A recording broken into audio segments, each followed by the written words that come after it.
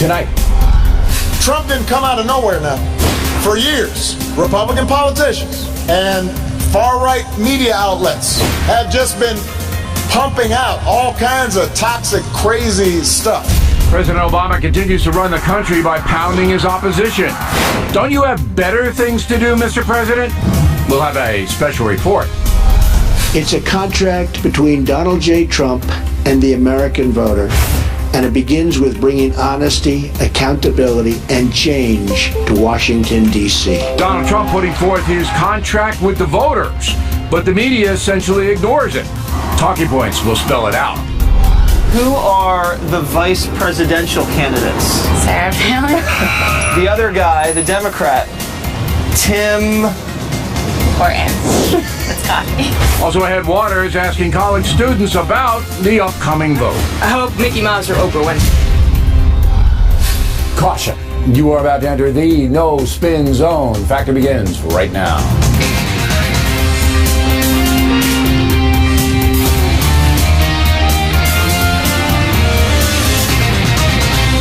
Hi, I'm Bill O'Reilly. Thanks for watching us tonight. Donald Trump wants you to listen to him. That is the subject of this evening's Talking Points memo. On Saturday at Gettysburg, Pennsylvania, Mr. Trump delivered a speech that promised a contract between him and the American voter. So, let's take a look at it. Republican says he will push for term limits on all congressional members. He will freeze hiring at the federal level. He will crack down on lobbying.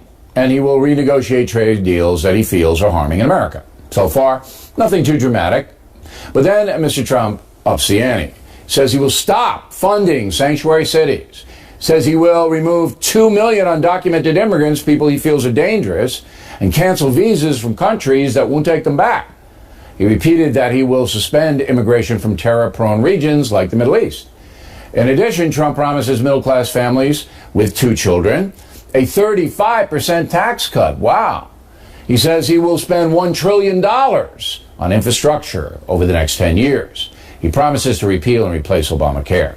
He says he will build that border wall. Also, Trump says he will support Cates Law, mandatory 5-year prison sentences for those who illegally re-enter the USA with a felony conviction on their sheet. Now, most of these promises appeal to Republicans and are abhorrent to Democrats. So Trump is really trying to solidify his base here, which has slipped over the past few weeks, while also trying to attract independent voters who are fed up with lax policies for immigration and national security.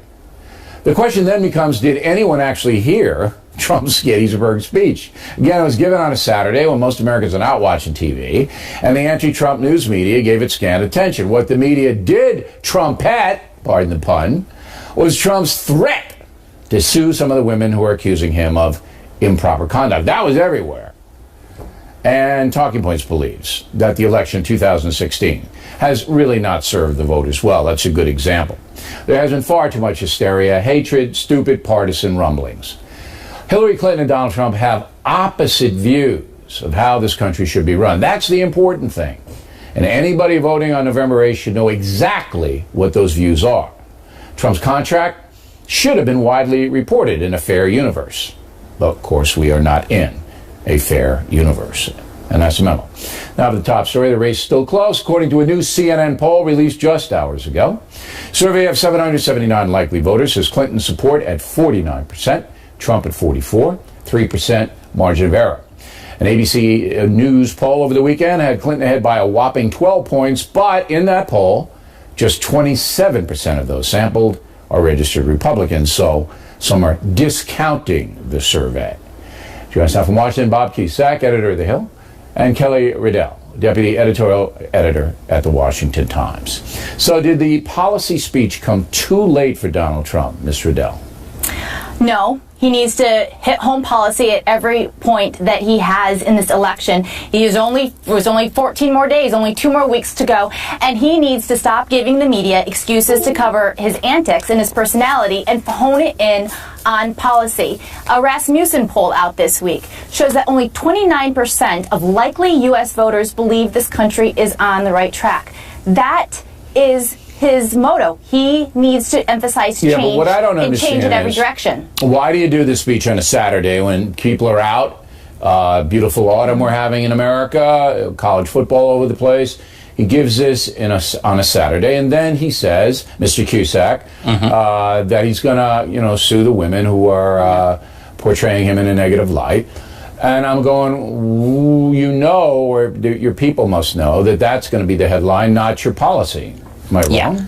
No, I don't think you're wrong. He's got to focus on policy. He's got to focus on Hillary Clinton. When he does that, and he's not focusing on Paul Ryan or Miss Universe or any of his accusers, he actually does quite well.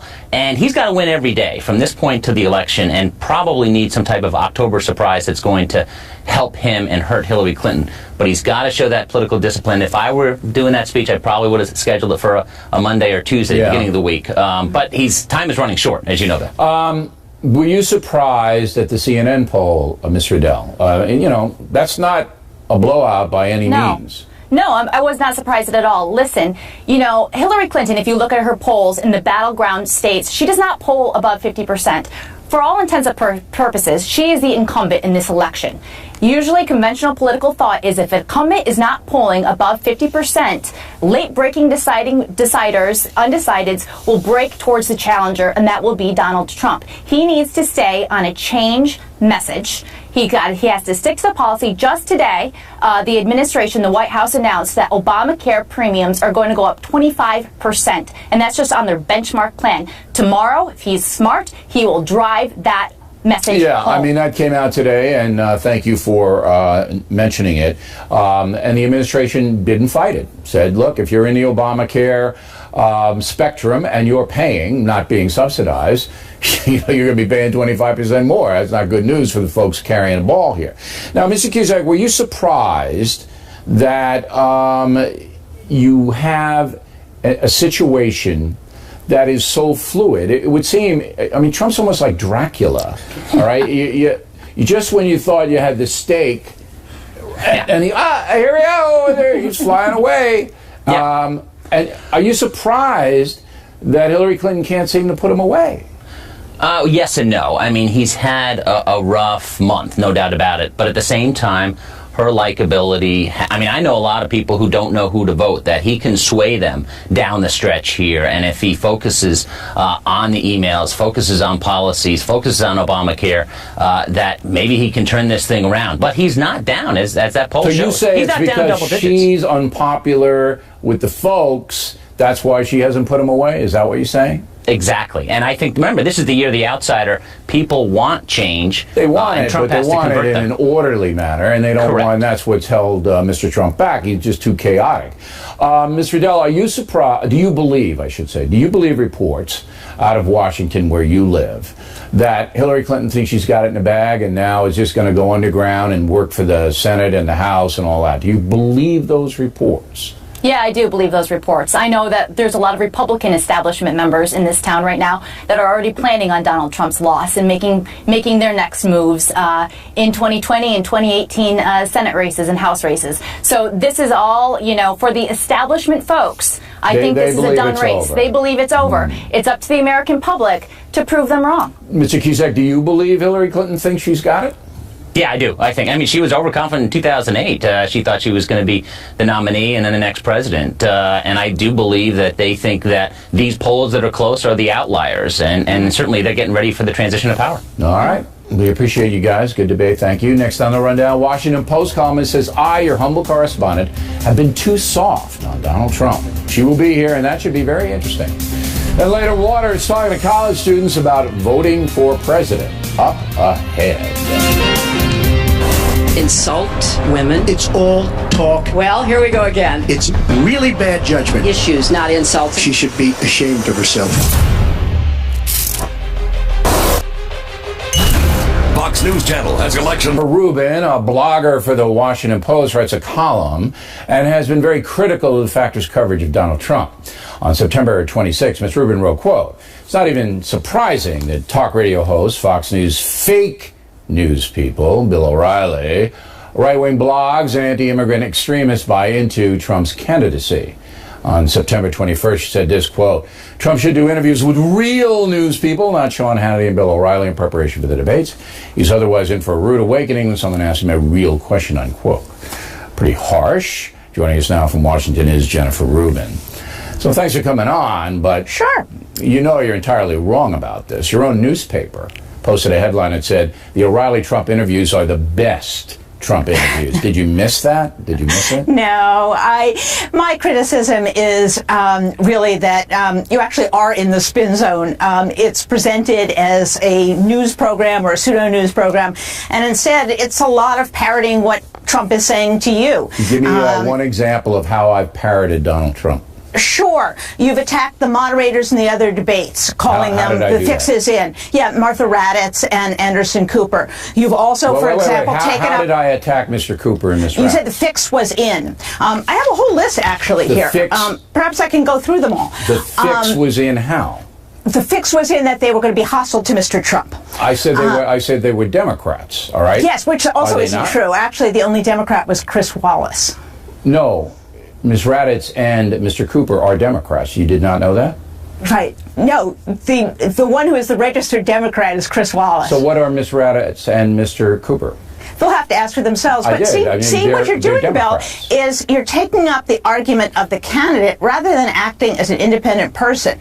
That's not true. If I see that two Democrats are sitting there, both who have been aggressive with Donald Trump, all right, and then you have a candidate, Hillary Clinton, that's 3 against 1, all right? And in my analysis, and I do what you do, I have a right to say that maybe not the fairest position. Right. It's a question of whether it's balanced. And unfortunately, over time, and like I said, I have a really long list of them, essentially you've kept up what the Trump campaign has been saying. You've made excuses for the lock her up comment. You've pleaded with Ted Cruz that he's really an honest man.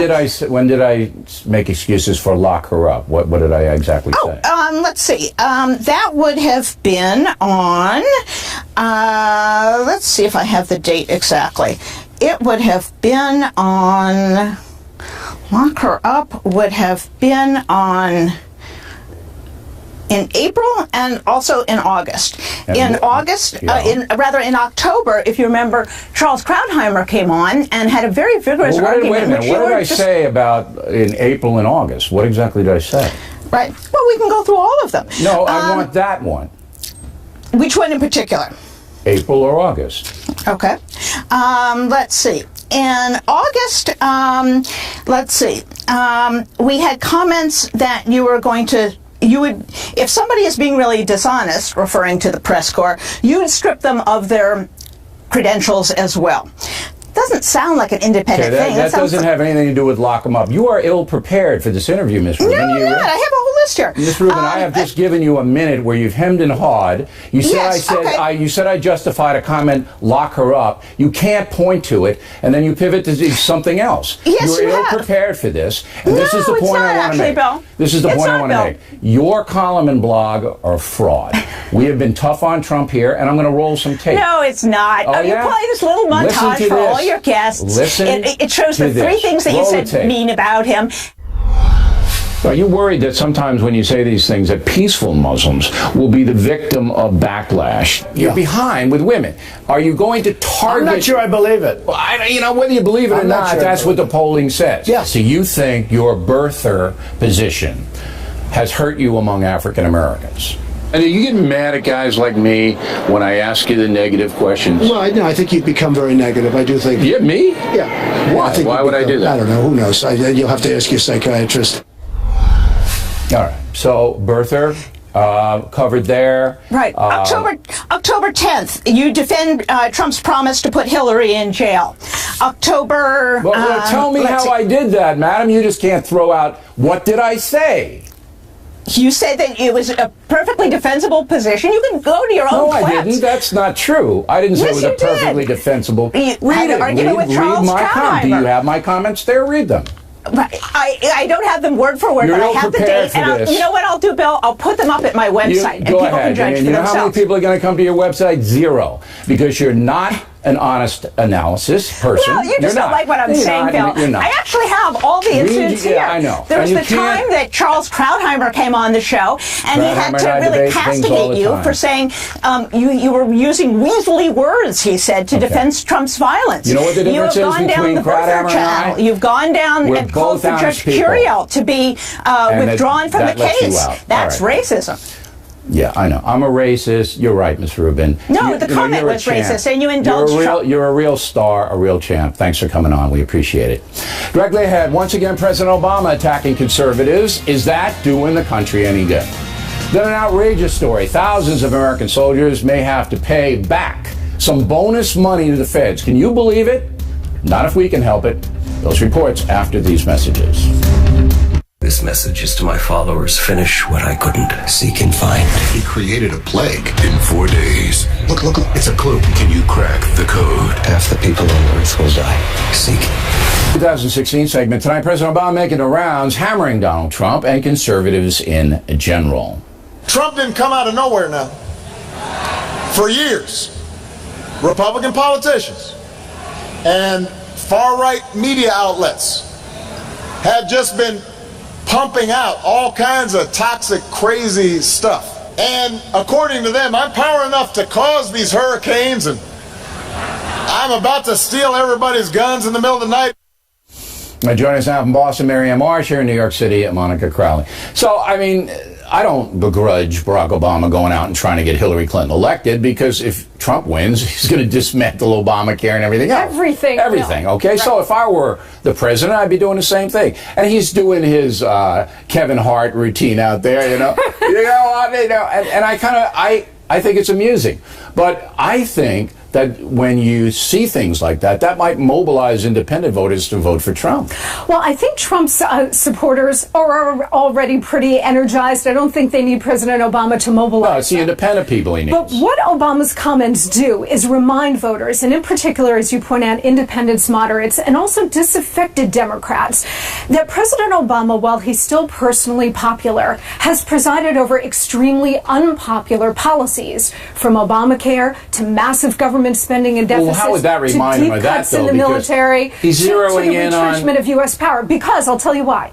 This election, based on every bit of polling we've gotten, even over the last year, has shown 70% of the American people think that the country is on the wrong track. They want to change. This is a change election. So when President Obama goes out, his mere presence reminds them that, yeah, they kind of like him personally, but they're rejecting his policy because they want a wholesale change. The line that the conservative media, Marianne, has been responsible for Donald Trump's rise, and, you know, you just heard the interview with Ms. Rubin, and, you know, that guys like me are somehow carrying him like Queen Nefertiti in a little... you know, there's 4 of us. That's a sight. Here we come. You know, I mean, it's so crazy absurd. Even if you favor Donald Trump, and we try to be fair here, okay, it's not about a big conspiracy. It's just that his belief system is more compatible with millions of Americans' belief system. It had nothing to do with Barack Obama, crazy, you know, right-wing guys living in the mountains. Come on, it's just ridiculous. Well, here's the point President Obama's making, and it's very smart, very strategic. He reminds all the voters that the environment was laid by Republicans, but it was Donald Trump who opened Pandora's box. And he gave permission to many people in this country to say out loud things that we normally only saw on flyers or in the far-right provinces of the internet, derogatory comments based on religion, race, women, and other things. Wait a minute, Marianne. If you're going to do that, you have to do your other side, too. There have been so many insane far-left comments, so much crazy stuff. Just look at the Veritas video. I mean, you can't just cherry pick if you're the leader of the free world. First of all, I'm not going to sit here and judge a video made by someone who's been convicted of a felony twice. I think that's unfair. Look, the words speak for themselves. You know, we do know. Well, no. And the guy did resign from the PAC. We do know that this happened. So if you don't like the video or the way it was put out, it's not that I don't like the video. I think Bill, I think like you, I'm only trafficking in facts here, and I'm trying to explain to you why Obama's saying this, because then he goes on to say,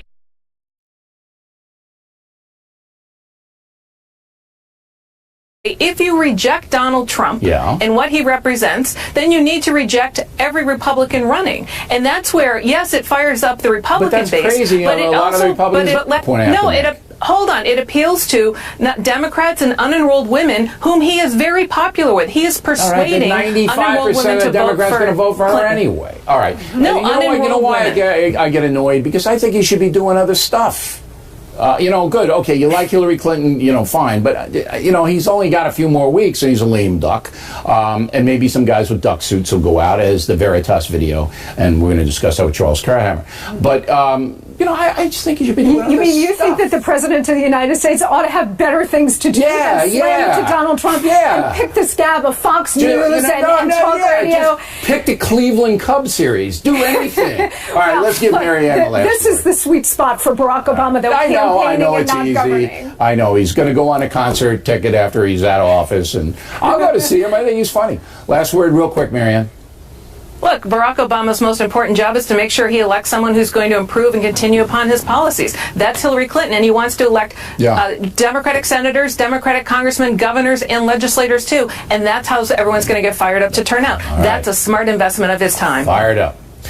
Ladies, thank you. Ready to go. Plenty more ahead. As the Factor moves along this evening, Charles Krauthammer, whether Republicans can hold the Senate and the House, blunting Hillary Clinton if she does win. Then Waters talking to college kids about the vote. Hillary's VP candidate is Tim. No idea. Rhymes with Bane. Tim Wayne. We hope you stay tuned for those reports.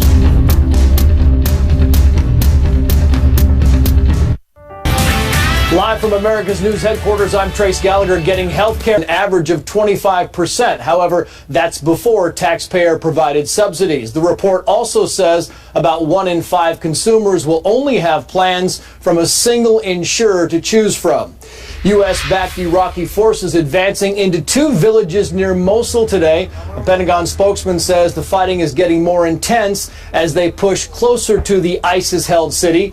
The offensive that began last week is expected to last for weeks, perhaps even months. Mosul, the largest city controlled by ISIS, is still home to more than 1 million civilians. I'm Trace Gallagher in Los Angeles. Now back to the O'Reilly Factor.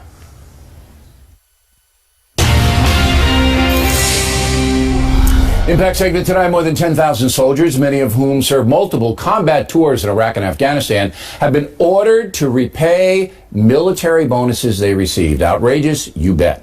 Especially because President Obama has issued 258 executive orders and could easily stop this madness by putting out another one. Joining us now from Washington, Lee O'Shane, Capitol Hill Bureau Chief of the Military Times newspaper.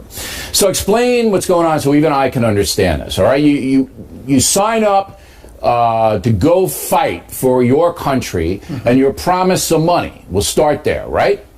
Sure, and the enlistment bonuses change from year to year. Now, these bonuses that we're talking about happened in 2005, 2006, some as late as 2010. But this was a time when the Army was really trying to get folks to enlist. It was the height of the Iraq and Afghanistan wars. So these folks thought that they were eligible for bonuses of $10,000, $15,000. They received that money, they spent that money, and now 10 years later, the DoD, the California Guard, is coming back and saying, yeah, you weren't actually eligible for that. Some mistakes were made, some fraud was made by some other people. We're going to need that money back now. Okay, let me stop you there. You said they believed they were offered the money. I mean, these people were offered the money from the Department of Defense in California because they were California National Guardsmen. It's not like they came in and started to negotiate, like if you give me this, I'll do that. It was, here's what we can give you, right? No, absolutely. And a lot of these folks, still, the DoD is saying they didn't do anything wrong. No, but they accepted what was offered them. So it's not their problem. And well, it's their problem, though. It's not their fault, but it's their problem now because the DoD wants the money back. No, it's not. Who's the Commander-in-Chief of the U.S. Armed Forces, Mr. Shane? That would be President Obama. Thank you. And who can sign with this pen that I will go down there and give him an executive order forgiving this debt? Well, most of the folks up on Capitol Hill have said it shouldn't even have to come to that. They think but the that's Pentagon the can fix fastest it. way to bring relief to, as you pointed out, to people now who are looking at a $15,000 payback and they don't have the money. That's cruel. No, absolutely. And these folks, some of them are getting hit with real financial problems now. Sure. I mean, as you can imagine, it's that $15,000 isn't a small amount of money to. Well, here's what I want the Military Times to do. I want you to editorialize that the Commander-in-Chief should sign an executive order forgiving this debt. So I've been talking to folks on Capitol Hill this week, and I don't deal with our editorial side, but I'll be happy to pass that message along to them. Just suggest it gently. I'll mention that to them. But the folks on Capitol Hill think the Pentagon should be able to handle this within days on their own, without anyone else intervening. They're not sure why the Pentagon decided to go this route, especially for folks who really had no fault involved here. The Secretary of Defense, Ash Carter, is running around all over the place. I'm not making excuses for him, but I'm telling you that the President of the United States is where the buck stops, as Harry Truman said. And the President could send a message to all military people that we have your back. This is our mistake, a bureaucratic mistake made at the Department of Defense, and I, your Commander-in-Chief, are going to take this pen and in a stroke of it, put it to rest. Well, I know the Department of Defense is looking into this. I know folks on Capitol Hill are looking into this. I haven't heard that suggestion yet, but I'm sure it'll come up in the next few days here. I hope it does. If there's not a quick solution. And if it doesn't, I'm going to be very upset, Mr. Shane. So I'll be happy to talk to them when I can, and I'll be more than happy to suggest that. Spread that around. I am going to be very upset. And when I get upset, things happen. A lot of the veterans groups want action on this. I want it done by Friday. We've heard lots of folks, and there may be something by Friday. The DOD is saying that they're looking into this now. They think there may be some solutions. They have till Friday. Mr. Shane, thanks very much. I'll give them a call and let them know. Good. Charles Gradhammer has some thoughts on whether Republicans can hold the House and Senate. And Waters with college kids talking about the election. Don't miss it. Moments away. Why are you showing this to me? Cable news show for 16 years and counting. Thanks for staying with us. I'm Bill O'Reilly in the Unresolved Problem segment tonight. According to the polls, the so-called down ticket races, senators and congresspeople, are all over the place. While Donald Trump and Hillary Clinton slug it out, nobody really knows if the Republicans will hold Congress. Joining us on Washington, Charles Gradhammer. What you feeling about that Senate and House business? Well, the House stays Republican, although the margin will be narrowed, and most of those who lose will likely be moderates, which means that Ryan may have a harder time controlling his caucus. The Senate, you can't really tell, but the Republicans are just hanging on by their fingernails here. Remember, they only have a 4-seat advantage. If Hillary wins the presidency, you only need 50 because the vice president swings the balance. The only seat that's really in danger that's now held by Democrats is the Nevada seat because of Harry Reid's retirement. Right. And right now it's essentially a dead heat. You've got, I think it's a 2.3 point average. A Democrat is ahead. So that can go either way, but likely held by the Democrats. That means 4 seats to go on the other side. And here you could say Illinois and Wisconsin, the Democrats pretty far out ahead. So that's 2 of the 4. Then you've got Kelly Ayotte in New Hampshire. She's sort of in a 2-point race. She's behind right now. And Missouri, Roy Blunt. He's basically neck and neck. So those are the 4. There are a couple more out there, but then you've got the outliers. People worried about Republicans worried about Rubio and Burr in North Carolina. They've got more substantial leads. I think right now, if you had to bet the House, you'd say Republicans lose 5 or 4, and that would swing the Senate to the Democrats. Yeah. But that would be if the vote were tonight. Okay. Because you saw a tightening, as we discussed earlier, in the CNN polls, a lot tighter than the ABC poll. And, at this point, I think you're correct. It could go either way in a lot of these races. Now, do you remember when Bush the Elder ran for president in 92, they had guys with chicken suits chasing him around, Chicken George? Do you remember any of that? I don't remember, but I'll take your word for it. Because this came up in a Project Veritas undercover tape. And it's an interesting situation. So let's roll that and we'll discuss it with Charles afterward. The guy who had done this other Chicken George thing had this other idea, and in the end it was the candidate, Hillary Clinton, that the future president of the United States who wanted ducks on the ground. So by God, we will give ducks on the ground. And, so it's wow. Don't read that thing. Okay. And it is a clever. There's a better idea. So the ducks on the ground were Donald's ducking, releasing his tax returns, that kind of thing. Never really materialized. This is another portion of that Veritas Undercover that before showed that there was some violence at Trump rallies inspired by this Democratic crew. But it's the first time Hillary Clinton's name has been mentioned in association with so-called dirty tricks. How do you read it? Well, first of all, I have to commend Chicken George for his conditioning. It's a quarter century later. He must be working out to go into a duck costume in daytime, often in the heat. That's quite admirable. Look, compared to the other tape, the one where they're talking about inciting people to violence, which is that serious stuff. That is, this is almost comical. It is, except for the Hillary Clinton. As you know, that's illegal. If Hillary Clinton would get involved with a PAC, that would be illegal, and that's why I even ran it. I understand, but first of all, let's look at this sort of. First of all, I don't think it's going to have any effect on anybody. Second, because this is invoking her name. There's no documentary evidence that she actually was involved. Not yet. If there were an email, if there's an open testimony, I don't know, perhaps. But the other thing is, look, there's sort of this understanding, I think all of us accept, that the barrier between the PACs and the campaign and the candidates, which is supposed to be impermeable, right, is sort of a loose one. We all know that. After all, the PACs are manned by ex officials of one or other of the candidates who know how they feel. I know, but they I got a kick out of together. Hillary wanted ducks on the ground. I know. Which, imagine if that's, that's what history writes. She doesn't want boots on the ground, Charles. She wants ducks on the ground. I think you could rally a nation around that. There you go. Water's on deck. He's talking to college students about the vote. Right back with it. Even tonight, Water's World, some experts believe younger Americans will not turn out in large numbers to vote on November 8th.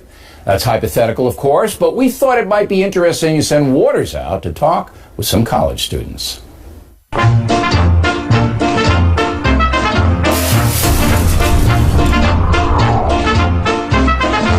Have you been following the election closely?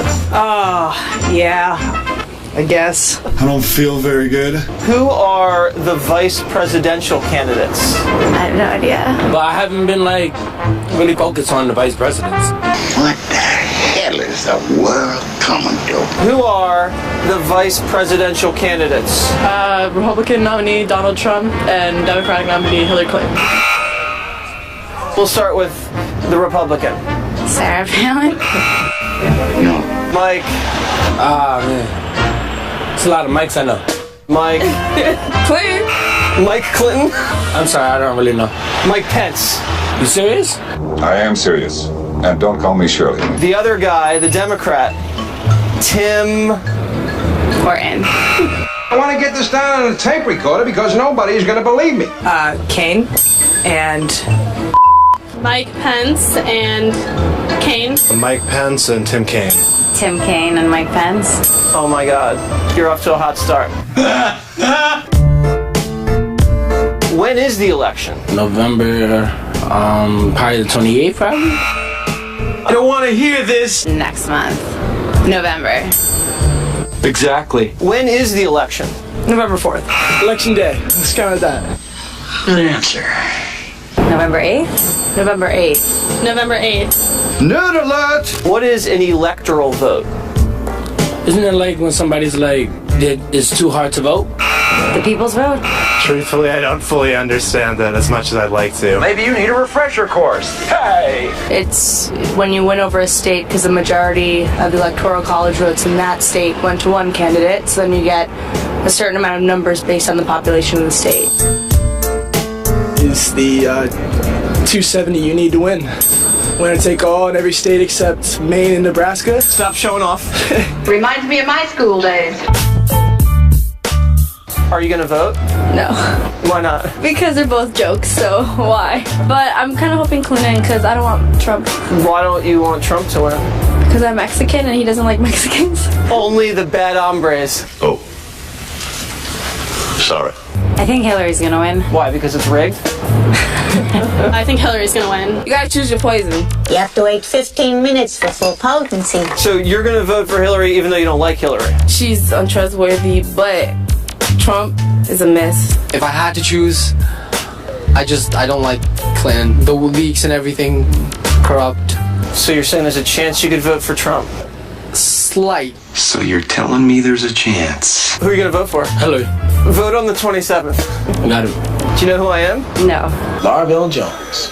Monsignor Larville Jones. I'm Waters. I'm Waters. I'm Waters. And this is my world. Pleasure to meet you, Tom. Thank you. My name's Jesse. Aww. That was the campus at NYU. Yeah. It's a big diversity school. Now, Yeah, I went down there at 8 a.m., Yes. which is why people actually got right answers. Because if you're in college and you're going to class at 8 a.m. on a Monday, Yes. you're probably a little ahead of the curve. motivated. You're Right. motivated. Now, of all the college students, how many, what percentage, knew anything about this? I would say 3 of the 12 I interviewed had a pretty good run. grasp. Yeah. Uh-huh. And I was surprised people knew what the Electoral College is. The one lady did very, very good. Yeah, and the one guy with Nebraska and Maine with the proportional representation. Shocking. Yeah, the guy with the hoodie, I'm not quite sure. Yeah, I don't know. For citizenship or whatever. Right, he's waiting for the 27th to vote. All right, what is everybody? Factor tip of the day, The Simpsons and the Factor. The tip, moments away. Cooper and Martha Raddatz and their political affiliations. Mr. Cooper was a registered Democrat, as I said. Whether he is now, we're not quite sure. Ms. Raddatz, it's very hard to figure out what she is, but President Obama did attend her wedding. So maybe that's a hint. Factor tip of the day, The Simpsons and me, in a moment. But first, more than 100,000 of you poured into BillOReilly.com over the weekend. Poured in. Many taking advantage of our super offer. Become a premium member on the website. Get any one of my books, including Rising Sun, Lise Wheel's book, The Candidate, and a copy of the Constitution, all free of charge. Rising Sun remains the #1 nonfiction book in the world. And we thank you for that. More than 1,000 people on Amazon.com have written positive reviews of the book so far. Very gratifying. Now, the mail, Eileen Barber of Venice, Florida. O'Reilly, please explain to me why the Bush family would rather see Hillary Clinton as president than someone in their own party. Because Trump hammered Jeb Bush, Eileen, you remember that. And because the elder Bush and Bill Clinton became friends. William Konar, Stevensville, Michigan. Bill, you are correct that Trump came across as boorish at the Al Smith dinner, but he needs to use every opportunity to bring out the facts about Hillary Clinton. Marianne Reagan, Coram, New York. Cardinal Dolan never should have invited Mrs. Clinton to the dinner. She did not apologize for her staff's anti-Catholic remarks and supports the barbaric practice of partial birth abortion. Brad Vogt, Canton, Texas. O'Reilly, you're a doofus for criticizing Trump's comments at the Al Smith dinner. As a Catholic and a supposed informed person, you should know that Hillary's position opposed those of Jesus himself. Well, we are not a theocracy here, Brad. If you know anything about Jesus or read Killing Jesus, you know he dined with people who were condemned by the Jewish clerics at the time. Jesus' policy was one of engagement. You might want to study up. William Duffy, Borneo, Indonesia. I think William gets the vote for most oblique, I don't know, not crazy, but most faraway place. Anyway, William says, I cannot understand why some Americans do not see that Hillary will sell the country out. Fix it, Bill. I wish I could fix everything, William. Mind the sun over there. Don Rizzo, France. I'm an American citizen residing here for many years. I'm voting for Trump because the USA is becoming like France, with taxes on everything in order to fund the entitlement state. Do the American people really want this? Randy Borg, Covington, Louisiana. Bill, 3 of us in our 30s went to see you and Miller in Biloxi on Saturday night. The show was fantastic. You guys are funny and charismatic. Glad you had a good time, Randy. Miller and I enjoyed being in Mississippi and in Atlanta the night before. That's it for this year. I'll announce the tour locations for 2017 on Wednesday. John Dalkey, Melbourne, Florida, just finished reading Killing the Rising Sun on an airplane going to Bogota, Colombia. Masterful work. Will it be translated into Spanish? Yes, and many other languages as well, John. Appreciate you reading the book. Finally, the Factor tip of the day. The Simpsons versus the Factor, that cartoon show, has never been a fan of what we do here. Are you almost through? In a hurry to fail again, Kent? No, it's just I've been off the air for 6 weeks, and it was torture. Sometimes Your stupider version. Well, we're not older. The Simpsons has been on the air for 29 years, and it's creaking a little, if you use that as an example. We've been here for 20 years and are as spry as ever. Factor tip of the day. And that is it for us tonight. Please check out the Fox News Factor website, get from BillOReilly.com. Also, we'd like you to spout off about the Factor from anywhere in the world. O'Reilly at FoxNews.com, O'Reilly at FoxNews.com. Name and town if you wish to apply. Word of the day, do not be a Danish when writing to the Factor. Great word. Again, thanks for watching us tonight. I'm Bill O'Reilly. Please remember that the spin stops here. We're definitely looking out for you.